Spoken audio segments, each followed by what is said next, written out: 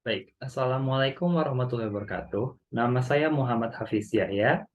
Saya dari Prodi Bahasa Inggris, Prodi Pendidikan Bahasa Inggris, semester 1. Kali ini saya akan mempresentasikan materi mengenai kaidah bahasa Indonesia yang baik dan benar untuk tugas ujian akhir semester Pendidikan Bahasa Indonesia. Baik, pertama-tama, pengertian berbahasa Indonesia yang baik dan benar. Berbahasa Indonesia yang baik dan benar menggunakan bahasa Indonesia yang sesuai konteks pembicaraan atau penulisan berbahasa Indonesia yang benar adalah menggunakan bahasa Indonesia yang sesuai kaidah atau tata bahasa bahasa Indonesia. Baik, kemudian bahasa yang baik. Bahasa Indonesia yang baik adalah bahasa Indonesia yang digunakan sesuai dengan norma kemasyarakatan yang berlaku. Misalnya, dalam situasi santai dan akrab, seperti di warung kopi, di pasar, di tempat arisan, dan di lapangan sepak bola, hendaklah menggunakan bahasa Indonesia yang santai dan akrab, yang tidak terlalu terikat oleh patokan. Bahasa yang benar. Bahasa Indonesia yang benar adalah bahasa Indonesia yang digunakan sesuai dengan aturan atau kaidah bahasa Indonesia yang berlaku. Kaidah bahasa Indonesia itu meliputi kaidah ejaan, kaidah pembentukan kata, kaidah penyusunan kalimat, kaidah penyusunan paragraf, dan kaidah penataan penalaran. Bahasa yang baik dan benar. Bahasa Indonesia yang baik dan benar adalah bahasa yang digunakan sesuai dengan norma kemasyarakatan, yang berlaku sesuai dengan kaidah-kaidah bahasa Indonesia. Kemudian penggunaan bahasa Indonesia yang baik dan benar. Ada 5 laras bahasa yang dapat digunakan sesuai situasi, berturut-turut sesuai derajat keformalan. Ragam tersebut dibagi sebagai berikut. Pertama, ada ragam beku. Maksud saya ragam baku, digunakan pada situasi hikmat dan sangat sedikit memungkinkan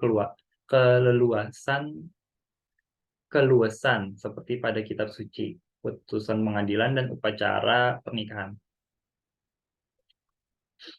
Ragam resmi digunakan dalam komunikasi resmi seperti pidato, rapat resmi, dan jurnal ilmiah. Ragam konsultatif digunakan dalam pembicaraan yang terpadu pada transaksi atau pertukaran informasi seperti dalam percakapan di sekolah dan di pasar. Kemudian ada ragam santai digunakan dalam suasana tidak resmi dan dapat digunakan oleh orang yang belum tentu saling mengenal atau akrab. Kemudian ada ragam akrab digunakan di antara orang yang memiliki hubungan yang sangat akrab dan intim. Oke, bahasa yang benar adalah bahasa yang sesuai dengan kaidah bahasa baku, baik kaidah untuk bahasa baku tertulis maupun bahasa baku lisan. Ciri-ciri ragam bahasa baku sebagai berikut. Pertama, ada penggunaan kaidah tata bahasa normatif. Misalnya, dengan penerapan pola kalimat yang baku, acara itu sedang kami ikuti dan bukan acara itu kami sedang ikuti. Nah, itu perbedaannya. Kemudian penggunaan kata baku misalnya cantik sekali dan bukan cantik banget.